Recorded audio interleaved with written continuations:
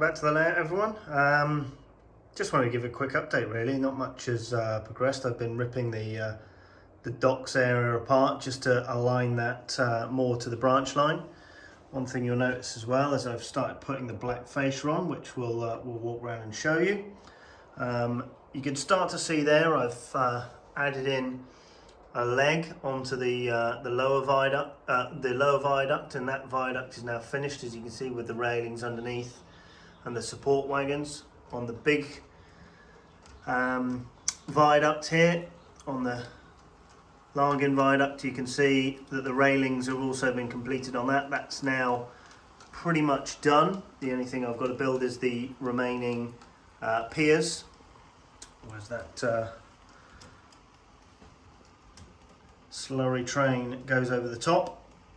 Just starting to build up some foam in some areas, just to give you an idea of building that scene up, and eventually that'll all be treed off. But you can start to see the difference between the two viaducts now. The back one is very much based on Largin viaduct. The front one is obviously the Meldon Quarry to some way, so that's going to have a number of other piers which I've built, and you can see there.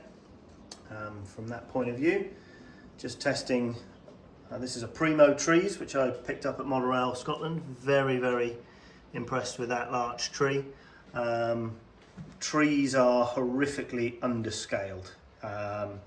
That's a fairly tall tree, but if again for 00 scale it's still quite small. If you look at some of the American modelers, you can see that they really, particularly Boomer, he makes trees very much to scale. You can start to see the black surround, which I'll give you an idea of as we walk a bit further around the layout. So coming around to the end of the peninsula, you start to get an idea of some of the work that's going on. I've started to put some of the trees in here. This area, the trees are a little bit smaller because I want to represent where the forest in this sort of area here has been cut down, and obviously newer trees have been planted at some point. But you'll start to get an idea as the view that I'm looking for as you start to look past these trees towards the viaducts, and this will give you a really good view of trains as they start to come through. And as you can see with the fascia, so I've started adding the fascia, and just by adding this fascia it really brought things on. But I've painted it black for the time being, so again this gives a really good view of what things start to look like. Some of the track here I've started to put some paint on the actual ballast, on the actual rails itself, so you can see that these are now been painted. Ballasting has somewhat started around the corner here. So again, we can start to see what I've started to do. Managed to pick up the second Kerno dry for the clay dries down here. All of the track work is in down the bottom for the clay dry. So track work, every single last bit on the peninsula is now done. So you will follow this into the yard. There's a passenger service waiting in the station for this to cross over the main into Lostwitha Lee Yard. I'm sure this will add a few more slurry tanks on it before it heads north off up to Scotland. Freight Transport Association and Trepol and Penn going to take this service further north. They'll reverse here at Lostwitha Lee Yard and head back east and then north to Scotland. We'll run some trains towards the end as well.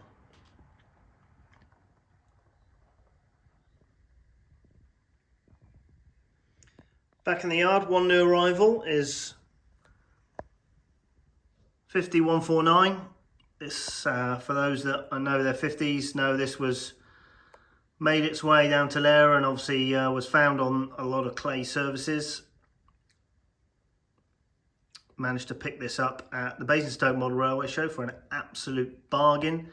I've seen this going for £250 on eBay, and I managed to get it way south of 150. So I'm really happy with that purchase. I know Accurascale have just released that, but I couldn't say no to that bargain. And the Hornby one is still a really good model, and once I've added sound into that, I think that'll be very good in terms of this. So not much else has changed in Lostwithiel at this point in time. Just trying a few things here and there. The 59s have been fully weathered now in terms of that one, and I've also taken 59105, which was the standard Dapol release, and worked this into 59001 Yeoman Endeavour. As you can see, the addition of the bell has been added. The exhaust has been flipped and turned.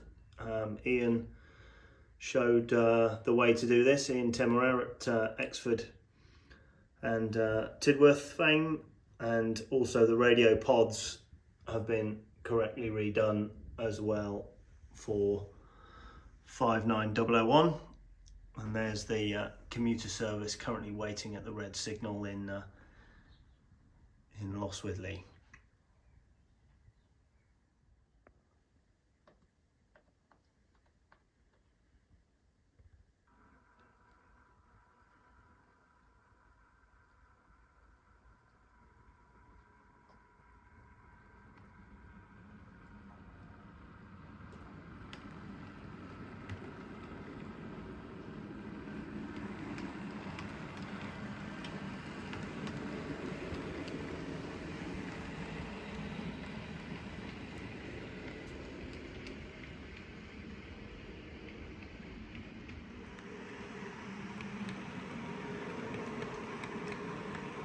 This was the Penzance to Plymouth service, leaves Lostwithiel and heads east towards Plymouth.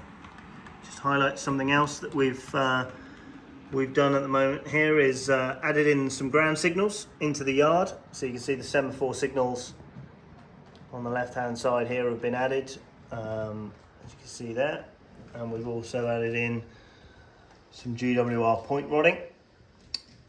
Really pleased with these little details. They are from a company called Detail Matters. These are the GWR point levers and semaphore signals, recommended to me by my friend Paul. Really impressed with those. I think he used them on his Lulworth layout, I think it was. Really pleased with them.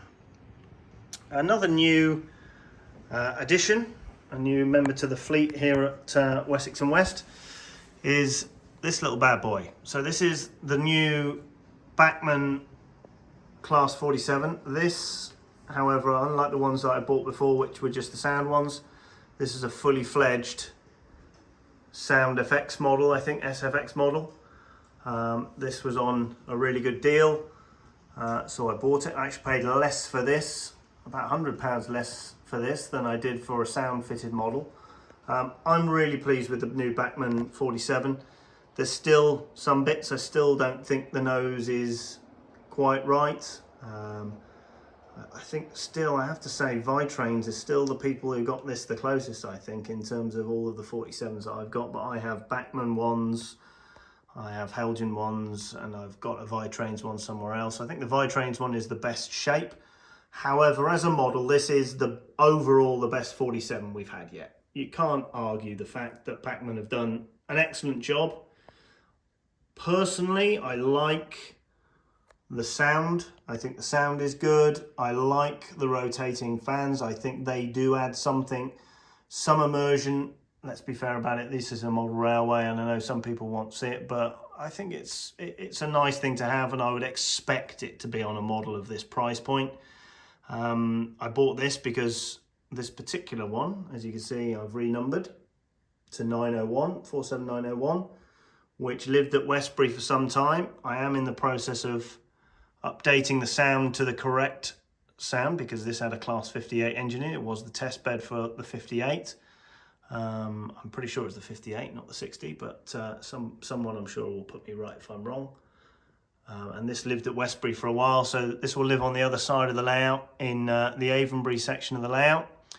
Very impressed with it, really happy. The only thing I will say, I'm not a fan of the windscreens. I mean, if I put the camera here where you're looking and you see the layout lights lighting the windscreens up, it looks like you've still got some Humbrol Mascol on there or something. I don't look at that one, and I don't look at the one without the funky windows and think the funky windows is a great addition. I just don't think it's really necessary, but overall, really pleased with the model. So hopefully that gives you an update what's going on. I'm really pleased with the way the Peninsula is coming on. Lots of greenery, lots of work to do here, but slow progress. Hopefully as the weather warms up, we'll get a bit more of an idea of projects and plans to do next. So I'll leave you with some trains running. And I hope you're all safe and speak to you soon.